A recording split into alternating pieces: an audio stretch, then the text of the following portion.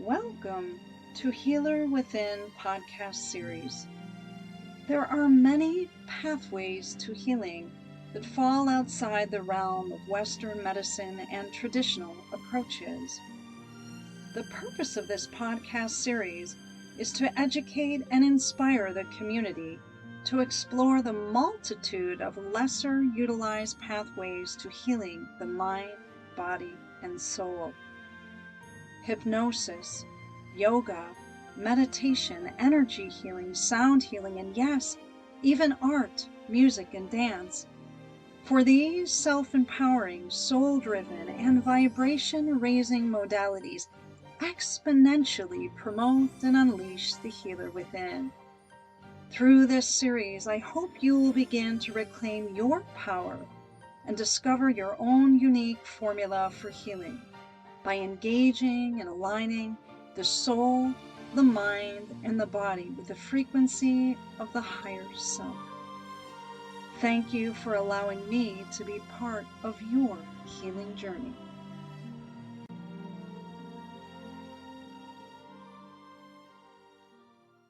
Hello, and welcome back to Healer Within podcast.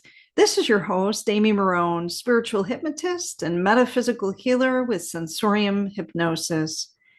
Is spiritual connection reserved only for moments of silence and stillness? In this episode, we explore a transformative excerpt from my book, Whispers Beyond the Veil, challenging the common misconception that we must be motionless to commune with the divine.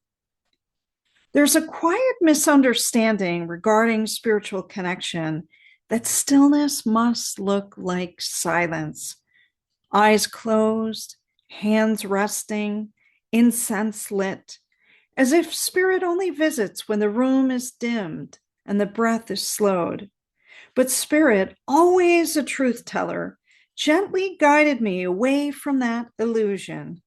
You can be in the kitchen washing dishes and still be in the power, she said. Spirit isn't waiting for you to be still. It's waiting for you to be attuned.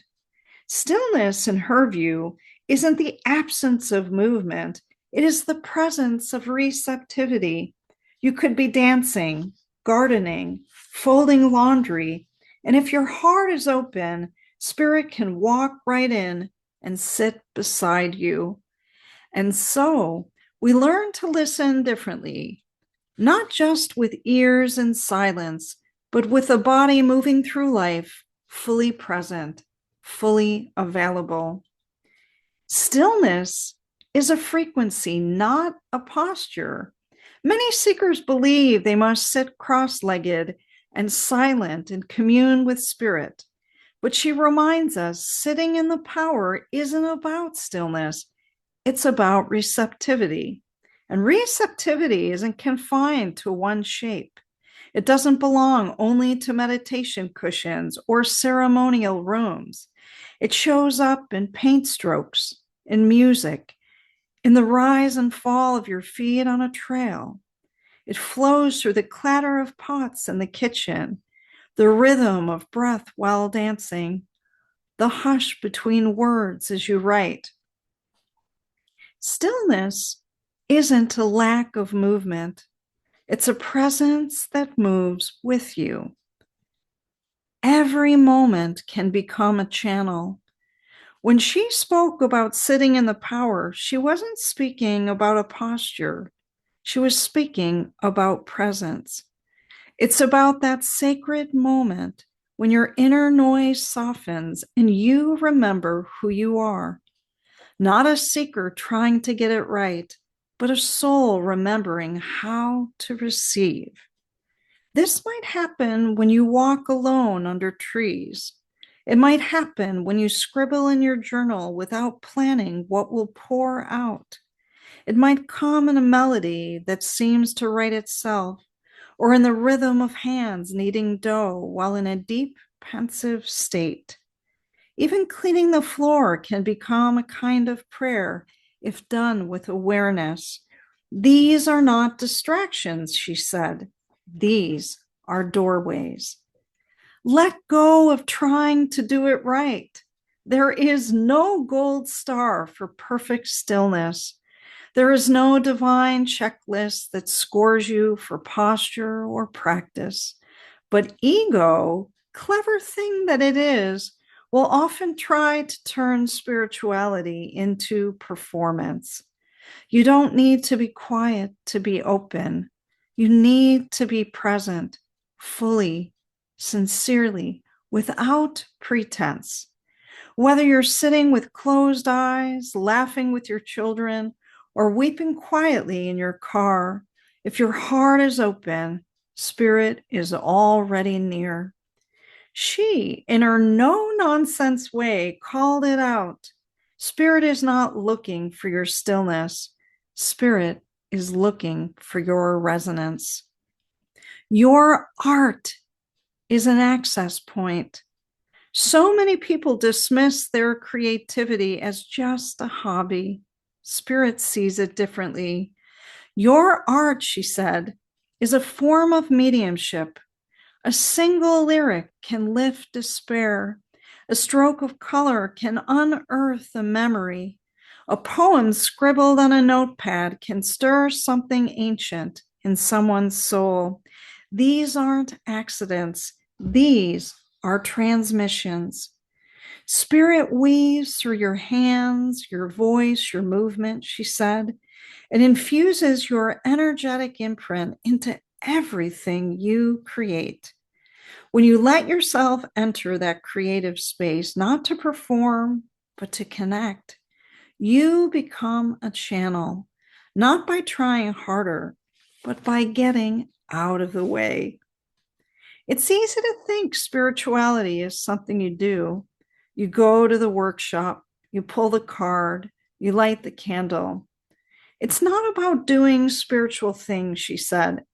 It's about becoming a spiritual presence. Spiritual living is an internal state, not a behavior.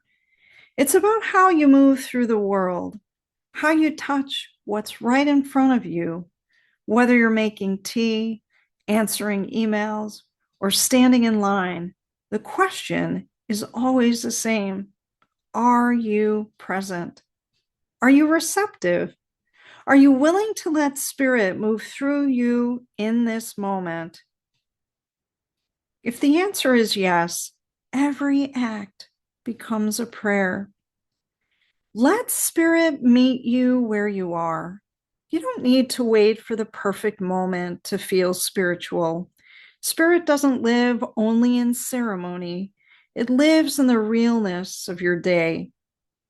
Spirit encouraged creating what she referred to as a soulful practice menu, a collection of small personal rituals that reconnect you to your inner knowing, walking with reverence, writing without an agenda, listening to music that softens your armor, cooking, cleaning, or creating with intention, not to complete a task, but to commune with life.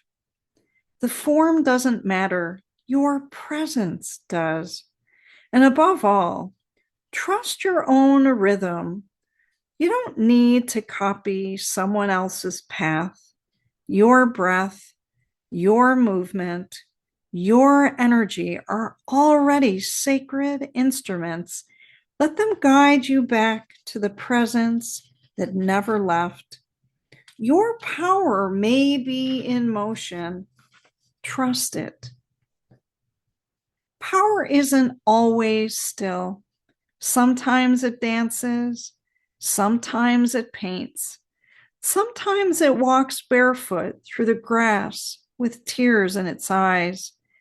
It sings. It stirs. It waits in the smallness moment of yes. The sacred doesn't only arrive in hushed rooms. It shows up where you are, if you are willing to let it in. Spirit reminds us, stop worrying about whether you're doing it right. Start listening. Start opening. Start trusting. Stillness isn't the goal. Presence is. And presence doesn't require you to stop moving. It only asks you to stop hiding. Thank you so much for joining me for this exploration of presence and power. Remember, you don't have to wait for silence to enter the sacred. It is moving with you in every breath, in every creative act. In today's teaching, I hope that it resonated with you. You can find these insights and many more in my book, Whispers Beyond the Veil, Channeled Teachings Inspired by the Spirit World. It's available right now on Amazon, and I've placed a direct link for you in the show notes below. For those of you ready to dive deeper into your own spiritual healing journey, or to explore more of my writings and channeled work, I invite you to visit me at sensoriumhypnosis.com. There you can book a spiritual healing session or find resources to help you align with your own soul's wisdom. Until next time, my friends, stop worrying about doing it right and just start being present. Spirit is already here with you. Be well, my friends.